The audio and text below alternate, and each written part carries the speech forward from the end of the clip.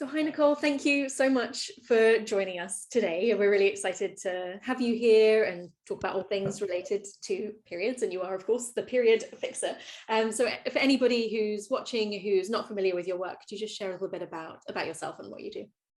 Hi, Mia. Thank you so much for having me. I'm so grateful to be chatting with you because I feel like we have lots of good things to cover. And my journey started as a teenager. I had terrible periods, so I have lots of experience with having bad periods and not really finding solutions for the problems.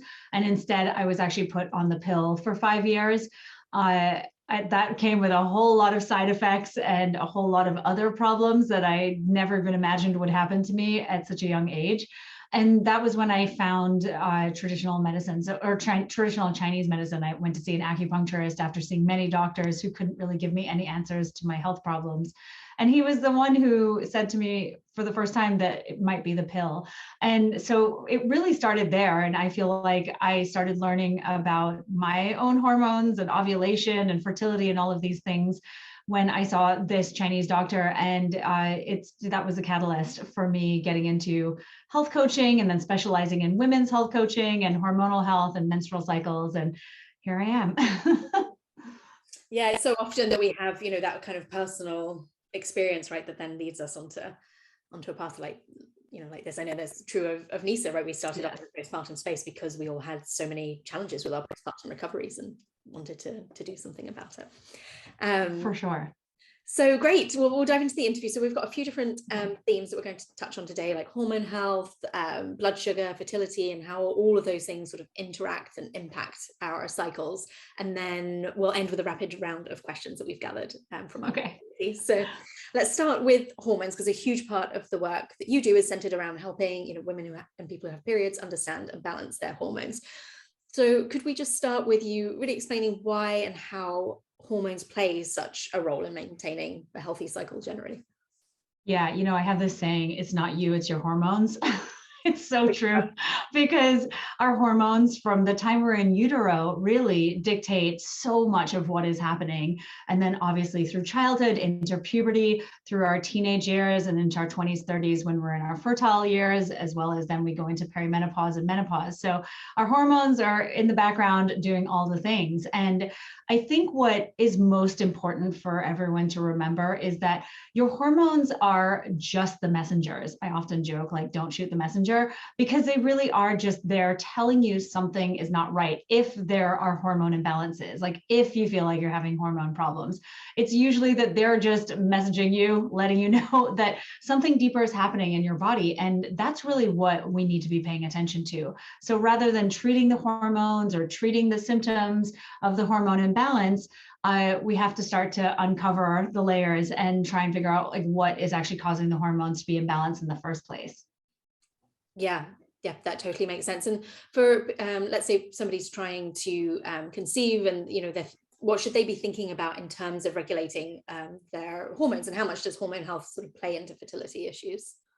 Yeah, I really love this question, because I think what is often overlooked in sort of traditional medicine is the fact that women ovulate, and ovulation is what I call the star of the show. It's not really your period, it's not so much your hormones, it's really ovulation. And so when we're ovulating consistently, we're producing our sex hormones, particularly estrogen, progesterone, testosterone, in adequate amounts.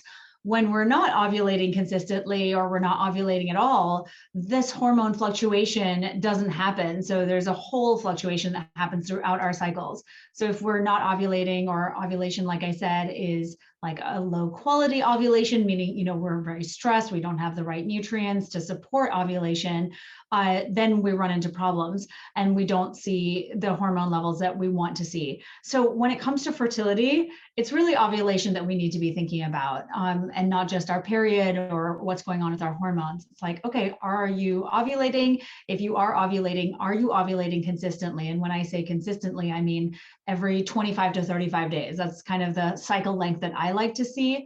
So is ovulation happening, roughly every month? And if it's not, then we really have to look at why that is. And oftentimes with ovulation, if we're not ovulating, it's due to, extreme psychological stress, which I mean, we're all under that right now, especially, and I've seen this with the pandemic actually, and I know that's one of your questions, so we'll get back to that, but that's a big problem. Also, caloric restriction or not enough calories, not enough macronutrients, particularly protein and fat, as well as carbohydrates, depending on the type of carbs. So many other things can contribute to ovulation disorder. So that's what I want everyone to start to think about is, how do we start to bring back our attention to ovulation as being the driver of hormone production and obviously the driver of our fertility? Yeah, I think that's great. And, it's so interesting, isn't it? Because like you said, that ovulation, if you're trying to conceive, is actually more important than having your period. But obviously having your period is something that you can see happen. You don't necessarily know whether you're ovulating. How would one know, other than going to a doctor, that they are definitely ovulating, or that their ovulation is of a suitable sort of quality, good quality? Is going to the doctor really the best way to know that? Are there any other signs? Oh my gosh, I'm so glad you asked me this question. Okay, so everyone should know, right? Ovulation is always followed by a period. If you ovulate, then what happens is there's a time. Okay, so first of all, I'll go back a little bit. So we have follicles on our ovaries. Those follicles house our eggs. One of the follicles will get ready, there'll be a bunch of follicles that will get ready for ovulation every single cycle. What will happen is one of them will dominate and be the one that ovulates. Mm-hmm. So we have this follicle, the egg is released from the follicle at ovulation time. And then what happens is that little follicle transforms into this mini endocrine gland. And it's a temporary endocrine gland. It's called the corpus luteum. And so what happens is the egg is released from this released from the follicle. The corpus luteum is now transforming into like a progesterone producing endocrine gland. So we produce progesterone in the second half of our cycle. Progestation hormone, we can talk more about that too, but basically progesterone is going to be produced in highest amounts in that second half by the corpus luteum. What's interesting is that if there is no fertilization of that egg that was released, our bodies don't produce certain hormones that then signal to the corpus luteum to keep going, to keep producing that progesterone to support that fertilized egg and ultimately pregnancy. And so what happens is the corpus luteum gets those signals, those hormonal signals, and it starts to break down. So it has a lifespan roughly on average of 12 to 14 days.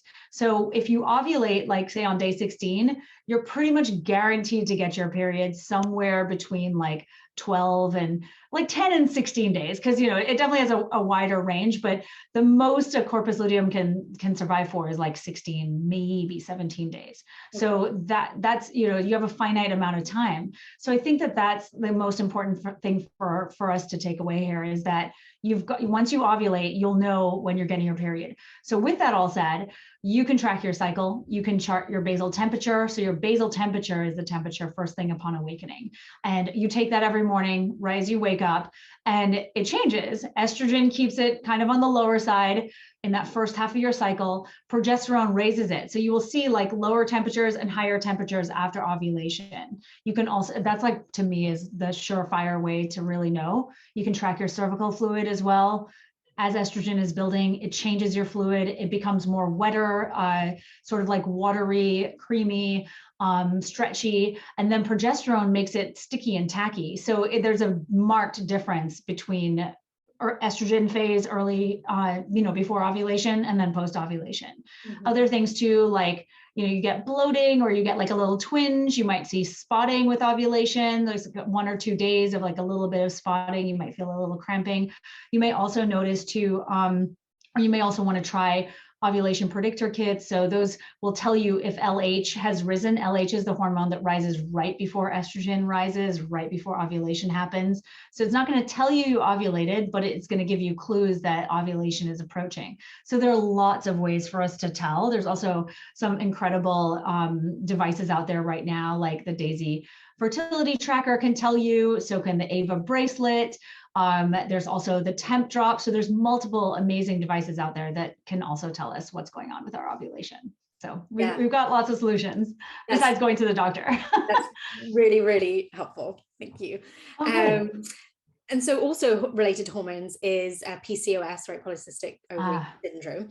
Yes. Could you speak a little bit more, about that and its link to hormones? And, if somebody is suffering from PCOS, and they're not necessarily receiving the support that they need from their regular doctor, like what would you suggest? Yes, I mean, I see this all too often, what you just said, someone having PCOS and not getting the support that they need. This is really unfortunate because, first of all, the definition of PCOS really is that it's a complex inflammatory endocrine disorder, and it really has a system-wide effect. I think that there are misconceptions that PCOS is just ovarian cysts or it just causes ovarian cysts and maybe some hair growth on the face, but really what it is a disconnection between what's happening in your brain and what's happening with your ovaries. So what essentially happens is, first of all, it's a genetic predisposition, right? So not all of us can develop PCOS. There are certain genetic traits that predispose some of us to having this condition in the right circumstances. And unfortunately, modern life, with its overabundance of stress and high sugar and high refined carbohydrates, really is problematic for those who are genetically predisposed to PCOS. So keep that in mind, because the problem is actually the solution as well. It's not going on the pill. It's not having your ovaries removed, which I've heard far too many times, and it is crazy because you do not want to do that. What it is really is that this inflammatory endocrine disorder is having an impact on your ovaries and your menstrual cycle. So you treat the underlying causes, and the ovarian problems and the cycle problems tend to start resolving themselves, or at least improving. And so what happens is your brain, so your hypothalamus, so that's like hormonal headquarters, that basically gets hijacked. And this hormone that it sends out to your pituitary that then is supposed to talk to your ovaries gets disrupted. And so it's usually sent in a pulsed fashion. And so it can go fast or slow. And so what happens with this condition is that it favors, more fast pulsatility. And so then we end up in a situation where our pituitary is not sending the right amount of LH or FSH, its two hormones, to the ovaries. And then it it sort of discombobulates the ovaries. So what we need to do, like I was saying, is take a more holistic lifestyle approach to all of this, and really focus on stabilizing blood sugar with your diet, as well as managing the amount of stress in your life, focusing on your gut health. This is a huge one. That's a big part of these chronic conditions like PCOS and endometriosis. And so that way, you're going to have a lot more control over this condition. When it comes to not getting the answers from your doctor, like I said, I hear this so often. This is why I wrote my book, Fix Your Period, because I really wanted to empower people with this information so that you can then have an educated conversation with your doctor. And if your doctor isn't listening, you can find another doctor. You can see a functional medicine doctor or a naturopathic doctor who is, well versed in testing and treatment from a holistic perspective.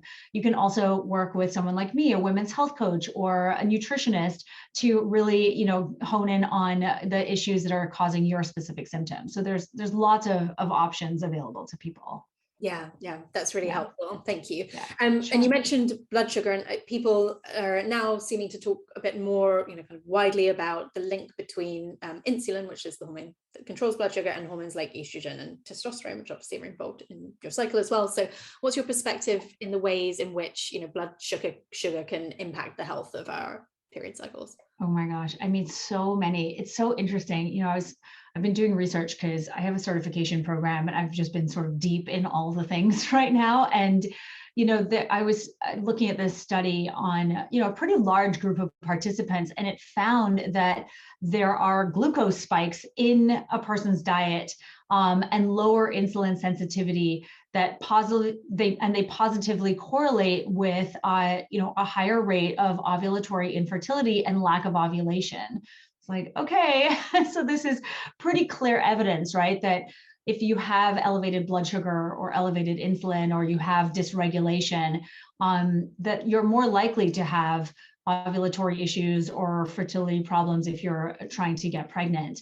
And interestingly, there's also studies with the same outcomes for men and their sperm. So the guys aren't off the hook either.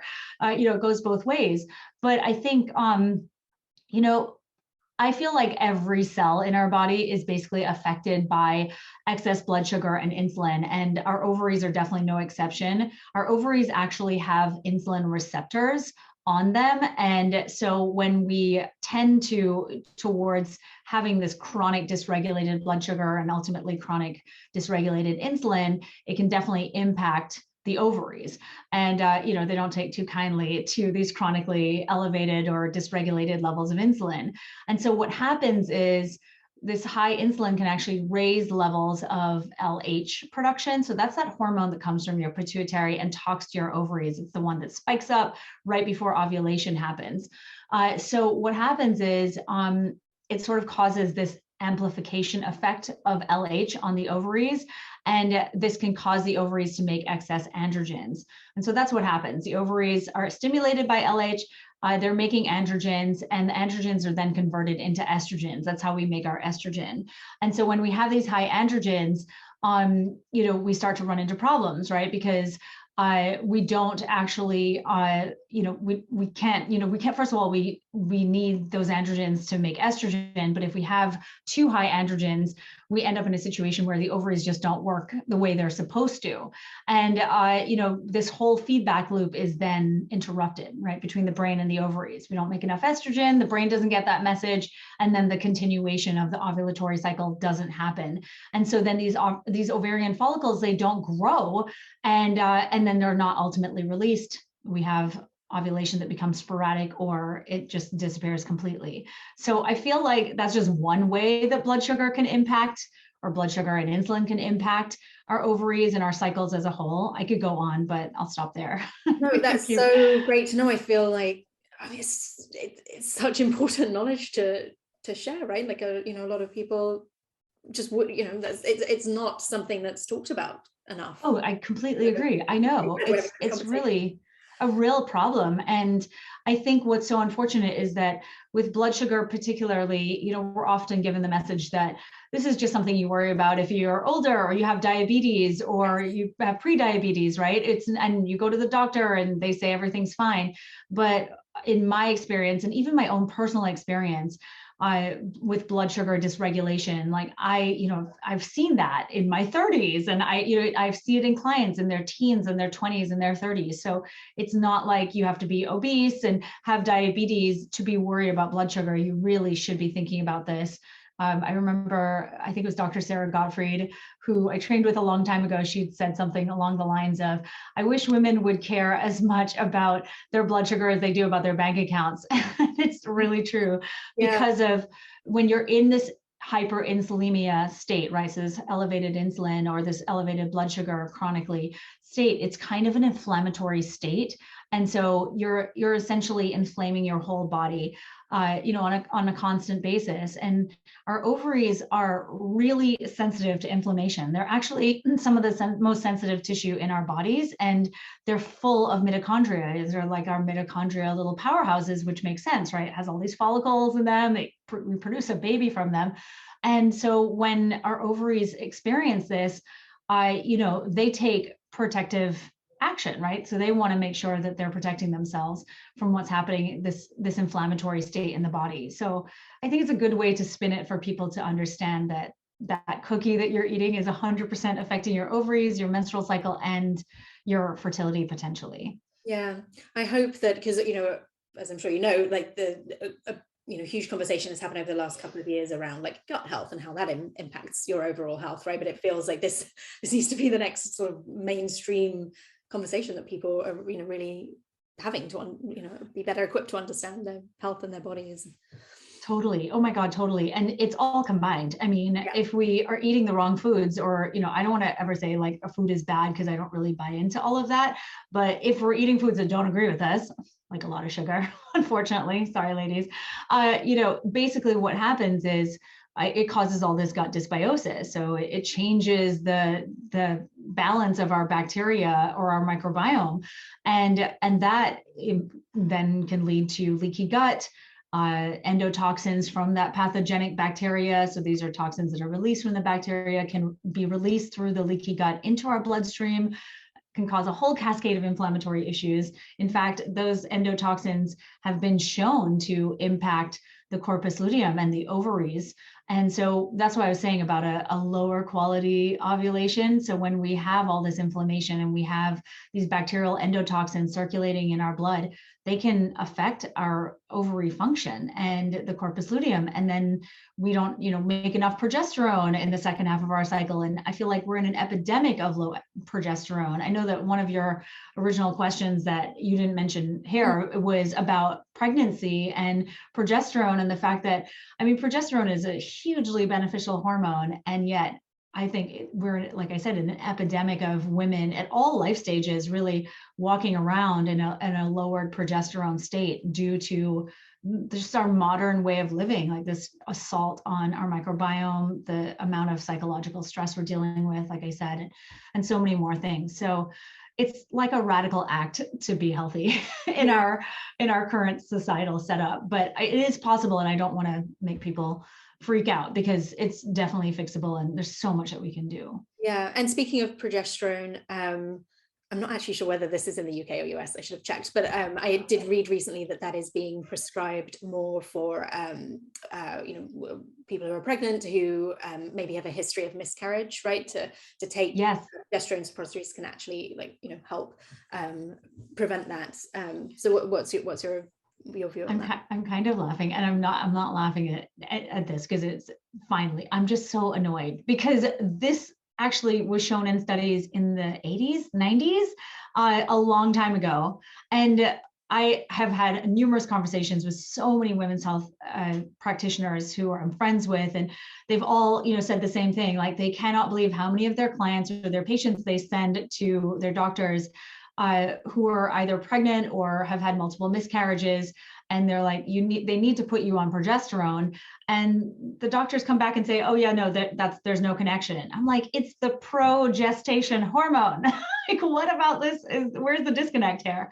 So it's been shown like forever, decades now. And so it's suddenly come back up because there was a new study and we're all like, duh, it's just so frustrating because it's clearly, a case of, we'll test, or I'll have, my friends, they'll test their clients or patients, their progesterone, and it's low in their first trimester. And they're like, you got to get on progesterone right now. And they're sometimes denied, and then they have a miscarriage. It's criminal. Yeah. So to finally see this happening and like really again is great and infuriating at the same time, because progesterone, it's responsible for preparing the endometrium for implantation, for that baby's growth. It maintains the sac in the uterus.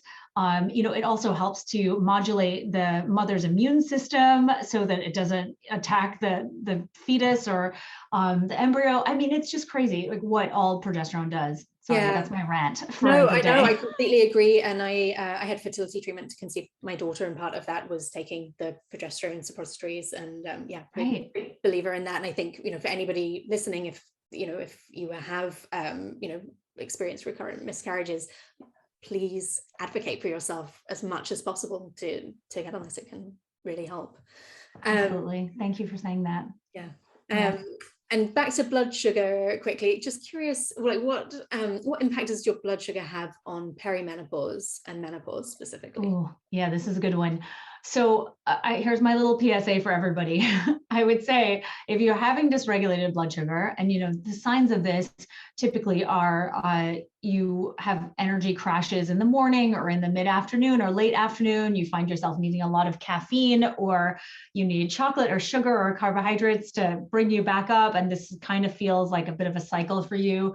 If you wake up tired, you are wired at night after eating a meal, you're craving desserts or craving sugar on a regular basis, and you have like maybe chronic yeast infections, or you have gut related issues. These are all signs that things are not going well in Sugarland. And so I think that if you're having these symptoms in your 20s and 30s, and you're still this age, you really want to get that under control as best you can, because in our 40s, things really start to change. And I know this because I'm in my 40s now. And I was like, wow, I never realized how much things start to shift. But what I will say is that your 40s really are a time where it's a bit of a wake-up call. And I think for a lot of us, we start to realize, wow, we need to do things a little bit differently, particularly get better sleep. If you don't have enough sleep, you will become more insulin not sensitive. Like, yeah, your insulin sensitivity will be reduced with lack of sleep. And the more chronic that lack of sleep is, the more insulin resistant you become. And so when it comes to perimenopause, there's a lot of hormonal change, right? So there's a lot of things happening. So we have a decline in progesterone, particularly. There's also a decline in estrogen as we get later into perimenopause, and then as we progress into the menopausal stage of life.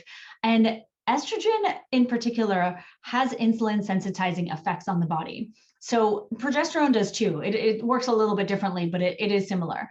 And so when we start to lose these hormones, we start to lose these protective benefits of them. And the fact that when we don't have them, we now are sort of like out in the wilderness without our coat, so to speak.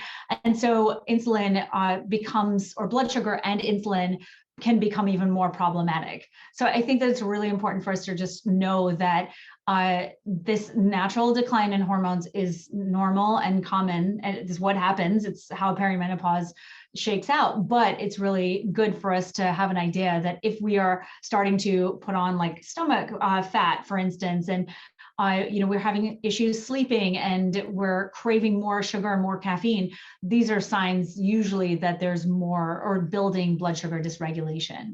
I think the other thing too to keep in mind is that there's a protein called sex hormone binding globulin, and it drops during this time. So it starts to go down, and this actually will increase the amount of testosterone available because it binds up testosterone. Unfortunately for testosterone, has this dual effect. It can actually increase insulin resistance, so it can make us more insulin resistant and cause more issues for us. And so I think that we need to be careful of that as well too. Like our testosterone might rise during this time, and that's why a lot of people might see like rogue facial hair, or they might have other issues that come with testosterone going up, like baldness, male pattern baldness too. So there's a couple of different hormonal things happening at this time of our menstrual life cycle that I think people should keep in mind. Yeah. Thank you for explaining that. Yeah, really great. And then just one more sort of fertility related question. If somebody's coming off of hormonal birth control, what are some sort of diet and lifestyle recommendations that you could have to help support one's body in those months kind of following that, and get back to having a healthy cycle? Yeah, I think it's so much of this depends on how long the person has been on the pill. So, or really any form of hormonal birth control that essentially disrupts ovulation, which is pretty much all of them, minus the hormonal IUD, which technically isn't supposed to disrupt ovulation. So what I found is that it's sort of multifaceted. I'd say the first thing is, how long have you been on that hormonal birth control for? What did you go on it first for? Was it because you had heavy periods or painful periods or irregular cycles or acne? Because all of those symptoms that you have are just signs from your body that something is kind of awry hormonally. So with all of that said, I think that focusing on your blood sugar, so making your plate, right? Making sure that you're getting adequate protein. And I'm an advocate for adequate animal protein because that is the most bioavailable option of protein available. And meaning that the body can utilize it much better than plant-based proteins. That's a whole other conversation, but animal protein, especially for blood sugar stabilization. I think that we should do a lot of liver supporting, like liver detoxification supporting nutrients. So lots of cruciferous vegetables like broccoli and cauliflower and, kale and Brussels sprouts, things like that.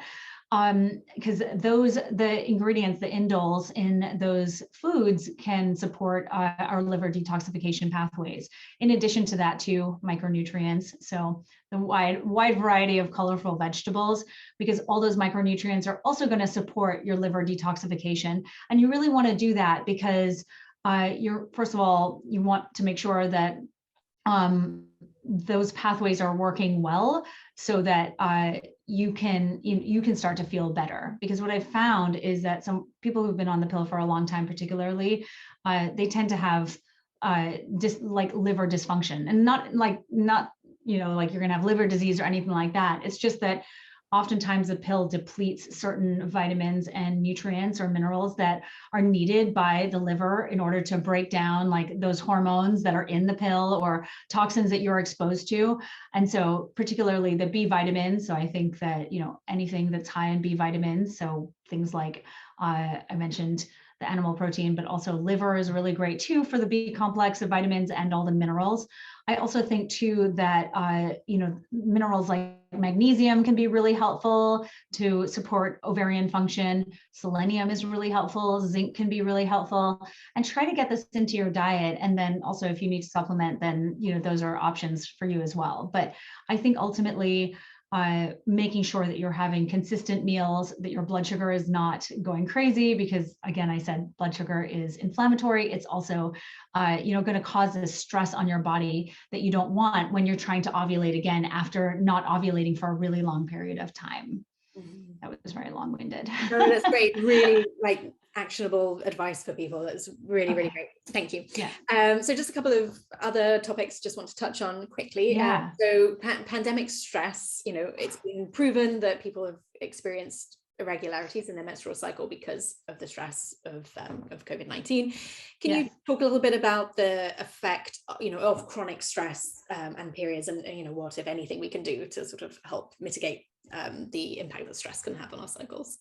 Yeah. Oh my gosh. I know. I feel as though we're in a situation for so many women who, I just hear this all the time, that they're having all kinds of period related problems and they don't know what's going on. And so I just want to sort of help everyone understand that this is not surprising at all. Like the collective stress, it's one thing to have your own stress, right, in your life. It's a whole other to be in a situation where the entire world is so stressed. And we're really seeing this, like I said, collectively in our menstrual cycles. So I would say the first thing to know is that this is unprecedented. And if you're seeing a reflection in your cycle, this is not at all surprising. Remember that from an evolutionary perspective, our bodies would stop ovulation if they sensed danger, because 1,000 years ago, definitely wasn't safe to get pregnant if you sensed danger, especially ongoing danger. We're in that state of ongoing danger, is what our bodies are perceiving it as, right? They've not evolved to know that the pandemic is different to a lion that's chasing you or some other imminent danger to your actual safety in life. Mm-hmm. And so we're working with bodies that evolved over hundreds of thousands of years. So it's a problem because it's a bit of an evolutionary mismatch. So when it comes to the stress, what happens is it actually impacts us on multiple levels in our body. Like I mentioned, the hypothalamus, that hormonal headquarters, it kind of hijacks it and it slows down production of GnRH. So that's the hormone that talks to the pituitary. And so when that GnRH is not working the way it's supposed to, our pituitary doesn't get the signal it needs to get, and then it slows down or changes LH and FSH, the two hormones that it's sending to the ovaries. So then this conversation between the brain and the ovaries gets disrupted. We suddenly don't ovulate when we were supposed to. We ovulate later, we get a later period. And then as the quote unquote danger continues, we ovulate later and later. We might not ovulate because the body keeps thinking, oh, well, this is probably not safe. It's not, these are not ideal conditions to get pregnant and have a baby. So I want everyone to remember, it's not your body that's broken. It's kind of the world, unfortunately, that is a little broken. And to trust that your body is always working for you and not against you. So just keep in mind that there is a whole a cascade of hormonal actions happening that are potentially triggering these symptoms that women are experiencing. Yeah, I think that's really important for us all to take on board, whether or not we are suffering from from any irregularities ourselves, right? We just in this for sure time. Okay, so something that I've been reading about recently is seed rotation as it relates to periods. So could you explain a little bit about what seed cycling is and your perspective on it? Totally. So seed cycling is one of these things that I feel has kind of gotten this cult status now. It's so funny. I remember years ago. I mean, it was probably 2013 or 2014. I started a podcast with two other women's health practitioners, and we were talking about this seed cycling thing, and I'd never heard of it before. One of them mentioned it, and I looked it up and I thought, oh, this is so cool. And I created a whole guide for it because I tried it. It's like, okay, this kind of works. This is great. And since then it has completely blown up. But essentially all it is, and it's not complicated at all, is rotating seeds depending on where you are in your cycle. And, you know, for anyone who's asking, can I just eat the seeds? You could definitely just eat the seeds too. That's fine. But a lot of people like to do the rotation because they feel like it keeps them on a schedule. And so what you do is you start with pumpkin and flax in the first half of your cycle. So between day 1 of your cycle, which is day 1 of your period, and you go until ovulation, or when you think you should be ovulating if you're not having a period. And then you switch out from that to sesame and sunflower seeds in the second half of the cycle. And basically, you know, these, I feel like, you know, again, there's a lot of controversy with seed cycling, but I'm like, it's just seeds. So just everyone keep that in mind. Not going to hurt you if you eat some seeds anyway. So. Definitely not going to hurt you, I promise. So, you know, these seeds though are full of essential fatty acids. They contain vitamins and minerals, and all of these support ovarian function and production of these hormones that we want, right? The estrogen and progesterone. So things like magnesium and zinc and copper and iron and calcium. So stuff that we're just talking about. And they also have fiber in them too. So that helps us eliminate, which we really need to, because hormones are broken down in the liver, like I was just saying, and they're transferred from the liver through the gallbladder in bile to the digestive tract. If we're constipated, those hormones can actually unpackage themselves after being packaged up in the liver and then travel back into the bloodstream again and kind of wreak havoc. So we want to make sure that we're using and then losing these hormones that we are making in our bodies. And so, you know, seed cycling is really helpful, I think, in that respect, because like I said, it's providing these minerals, it's also providing fiber, and it's just like a practice that I think a lot of women like to add into what they're already doing, because, you know, there's really no quick fixes, but I found it really, really helpful for women actually coming off the birth control pill. So I'm glad you asked it, just because it is like a food-based way of bringing in more of these nutrients and the fiber that is easy to do. Yeah. And when you're doing it, would you eat them every day or every day? You do. So basically what you do is, you know, I like the idea of grinding the seeds. You know, that's what I learned about it. But again, I don't think that's necessary. Like, so you grind flaxseed because you don't want to eat that whole. So yeah, you grind the flaxseed, and then you have the pumpkin seed, and you do a tablespoon of each. And you can do that in anything, right? In your yogurt, in your breakfast porridge, or however you want to eat it, in, you know, on top of salads, as well as like in smoothies. So there's lots of different ways to get them. And you do that. So you do a tablespoon of each, and then you switch to sesame and sunflower, and the same thing as well there. Okay. Yeah. I'm going to try it. I know. It's pretty straightforward. And it really, I mean, it's amazing. I have seen it across the board. Like I said, missing cycles, irregular periods, period pain, heavy periods, people see a reduction or an improvement in pretty much all of those. Yeah. Okay. Yeah. Brilliant. Yeah. What I'd like to touch also on teens and preteens. So in case we have any parents of, you know, preteens watching, or perhaps some younger viewers, what might be some things that you would suggest to set people up for a healthy period care practice, like right from the get-go? I really like this question, and I think that it's one of these things that you know, we don't really talk too much about, because unfortunately what tends to happen is teenagers or tweens are put on you know, they're put on the birth control pill at the sign of any kind of real imbalance or a sign of symptoms that they're experiencing. And I think that's a great disservice, just because what we really want to be doing with teenagers is monitoring what symptoms they're experiencing, and then making interventions or doing interventions similar to what we would do as an adult. And just, I want everyone to remember that so the whole sort of ovulatory process, your entire menstrual cycle, is just kind of getting its bearings, right? And it takes a number of years in some cases to really get going and become regular, depending on that particular child's life. Did they have childhood trauma? Are they, stressed as a teenager? What are they eating? What's happening in their with their lifestyle? Are they exercising, or, too little or too much? So there's lots of different aspects that can affect a teenage period. I think what we need to know, first of all, is that really after a few years, if there are still problems, then obviously you should have looked into it from the get-go. But if this continues, then to me, there's something potentially underlying, like polycystic ovary syndrome or endometriosis in the case of period pain. And so one of the things that I think we should be looking out for is like a missing period or lack of ovulation, right? So these can definitely happen, but you really want to investigate it.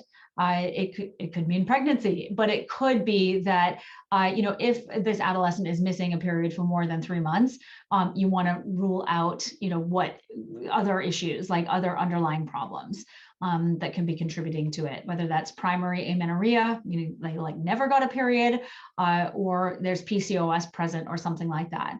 I think heavy bleeding or heavy periods, so periods that last longer than 8 days, typically, lots of reasons that could happen, but a bleeding disorder, thyroid disease, endometriosis, adenomyosis, these are all conditions that we should be looking into. We should never just put a teenager on the pill without really investigating what's going on. In fact, the American College of Gynecologists, they actually even said that the teenage period is a vital sign, and so we need to be looking at what's going on there, so that we can address it immediately versus them waiting 15 years later down the line.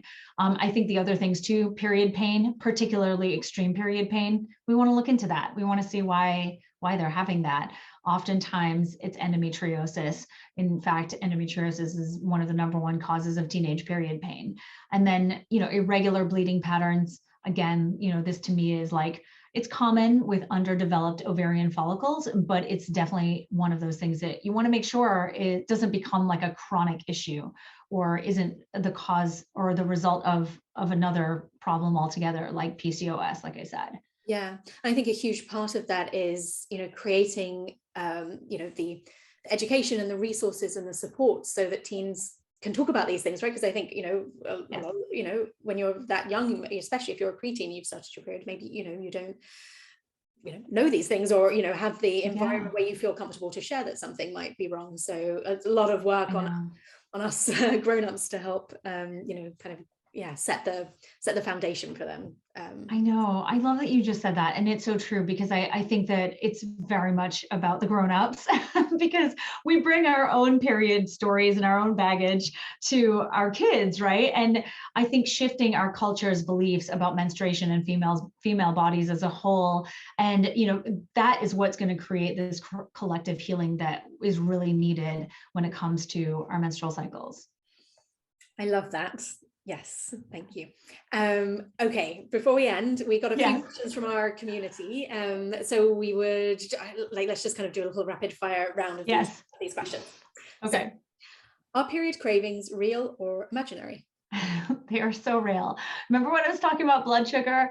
So progesterone in the second half of your cycle, like I was saying, it actually has this blood sugar lowering effect. And oftentimes if we eat these sugary foods or, refined carbohydrates and too many of them, it sends our blood sugar really high, and then it crashes really hard in the second half of the cycle. So oftentimes I relate PMS or premenstrual syndrome to blood sugar instability, because once you get that blood sugar a little bit more under control, you'll find the cravings and the symptoms don't affect you as much as they might if you don't have it under control. Okay, good to know. Can tampons make cramps worse? Yes, they can. What I find though is it's typically tampons that are more conventional tampons, so tampons that are not made from organic cotton, that have multiple other ingredients in them, and also have been bleached with actual chlorine bleach. It produces dioxin, which is a pretty potent toxin, and it can definitely make cramps worse. I mean, I don't have any studies on that, but I've seen it a million times. Yeah. Good to share. Does your period stop in water? Well, your period doesn't actually come to a stop, but because of the pressure in the water, it can kind of like slow bleeding down, and so you might not see any blood, but once you come out, yes, it'll come back. Does the pill save your eggs? Oh my God, this is not a rapid fire answer, but I will do my best. Okay, the short answer is no, I'm so sorry. The pill does not preserve your eggs. We're not using up all of our eggs if we're not ovulating consistently over the decades versus, like, yeah, if we're not ovulating consistently on the pill over decades. But basically what happens is, similar to what I was saying before, right? The eggs are in the follicles. We have a lot of them. We have far more than we can ever use. But what's happening is that we're born with the amount of follicles that we have, right? And these follicles they decrease over childhood, then again at puberty in a big way. And then the pool of follicles that we have diminishes throughout the menstrual life cycle. So regardless of whether you're on the pill or not, those follicles are, dying off slowly but surely. What will sort of enhance that dying off, so to speak, is like chronic stress, is chronic inflammation, blood sugar problems, liver detoxification issues where we're now exposed to more environmental chemicals because our livers aren't working properly. So there's, a lot of things that contribute to that, the loss of these thousands and thousands of these follicles between puberty and perimenopause. So the pill is not going to change that. I'm so sorry. Good to clarify. Okay, yeah. And then finally, my question is, if anyone watching this were to have one takeaway about how to take better control of their period health, what would it be? I would say getting to know your cycle, tracking your cycle. I mentioned taking your basal temperature. I have this all outlined in chapter 1 of my book. I also have it written on my blog. I have mentioned it on Instagram multiple times. I am a humongous proponent of women and anyone who menstruates getting their cycle, getting cycle literate, period literate, really understanding, when you're ovulating, if you're ovulating, when your period is coming, how much you're bleeding, what your symptoms are physically and emotionally. When you have that kind of data on yourself, you can make informed decisions about your health. You can have conversations with your doctor where you don't feel like you're being bullied or pressured into taking the pill or, going on some other form of birth control to quote unquote fix a problem that you have that you don't necessarily want to do. You can advocate for yourself and ask for certain blood work or, testing that could be helpful to figure out what's going on with you. So get to know your cycle. It's hugely beneficial and it's just going to have far-reaching, amazing impacts in your life, basically forevermore. Yes, definitely. We are going to shout that from the rooftops. Thank you so much. I've just learned so much just from this conversation. Thank you. Where can people watching find you? What's your Instagram and website? Yes, so I'm NicoleJardim.com. So you can basically find everything there, and you can go to fixyourperiod.com, which is where my book is at. You can find me on Instagram. It's just Nicole M, like Madeline Jardim. And I have a podcast called The Period Party. And like I said, my book is Fix Your Period, which basically outlines everything I just talked about in much more detail. Yes. Thank you. Thanks, Mia. Yeah, this was just amazing. I'm so excited. I'll start recording. I'm so excited to be sharing this with everybody.